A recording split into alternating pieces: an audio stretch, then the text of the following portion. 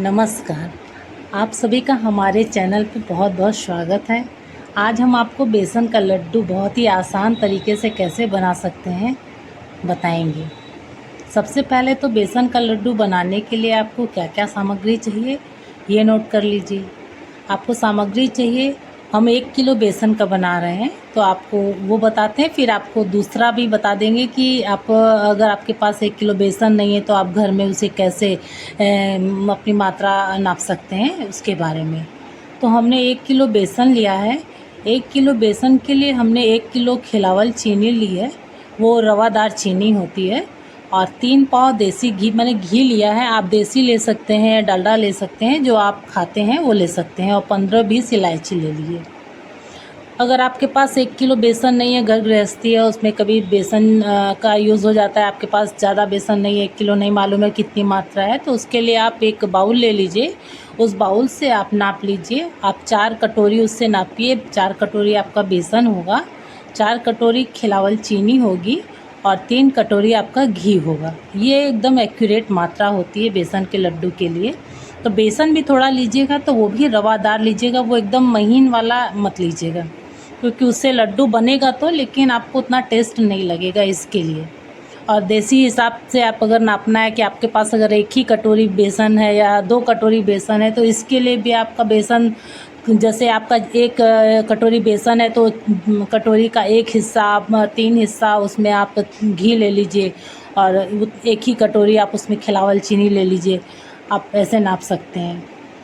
अब आप एक कढ़ाई चढ़ाइए और उसे गरम करिए। इसके बाद आप अपना घी डाल दीजिए उसमें। घी आप एक बार में भी डाल सकते हैं और या 2 पार्ट में भी करके आप डाल सकते हैं, आपको जैसे सही लगे। हम तो कभी एक साथ डाल देते हैं, कभी 2 पार्ट में करके डालते हैं। इसके बाद बेसन को लो टू मीडियम फ्लेम में आप धीरे धीरे भूंजिए, ताकि आपका बेसन नहीं जले। लो टू मीडियम फ्लेम में आप भूंजेंगे तो आपका बेसन जो है जलेगा नहीं। आप हाई फ्लेम में करते हैं तो आपका बेसन जो है जल सकता है।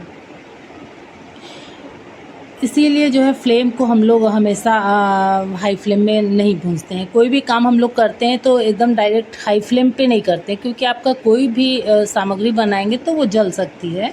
तो इसीलिए पहले हम लोग लो टू मीडियम फ्लेम पे ही करके कोई भी चीज़ बनाते हैं। इसके बाद अपने आवश्यकता अनुसार फ्लेम बढ़ाते जाते हैं, तो आप ऐसा कर सकते हैं। और जब बेसन धीरे धीरे आप भूंजने लगेंगे तो उसका कलर जो है थोड़ा सा चेंज होने लगेगा। बेसन का थोड़ा थोड़ा कलर ब्राउन होगा, फिर डार्क ब्राउन होगा। ऐसे करते करते जब डार्क ब्राउन हो जाएगा तो आपको बेसन में थोड़ा थोड़ा सा पानी का छींटा देना है। छींटा देने से आपका बेसन थोड़ा रवादार हो जाएगा, और जैसे हलवाई लोग बनाते हैं उस माने वैसा ही हो जाएगा, मार्केट जैसा।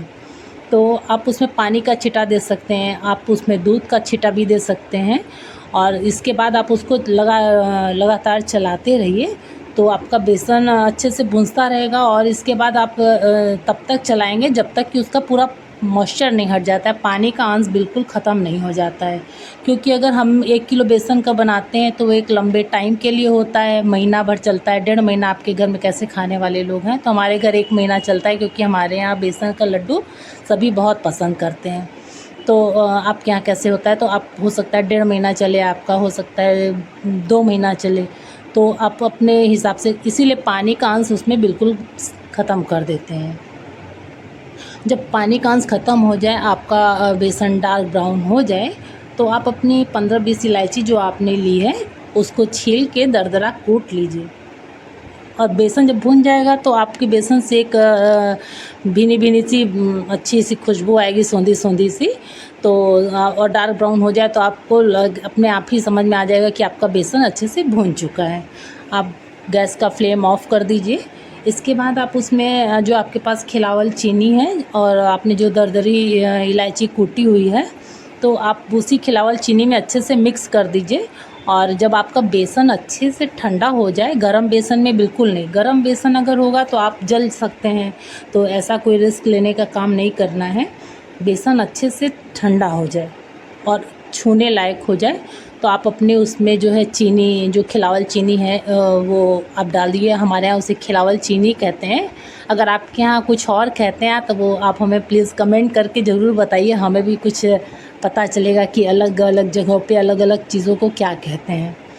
तो आप उसमें इलायची डाल दीजिए और खिलावल चीनी जो है आप अपने बेसन में डाल दीजिए और उसे धीरे धीरे धीरे धीरे मिलाते रहिए और अच्छे से मिल जाएगा।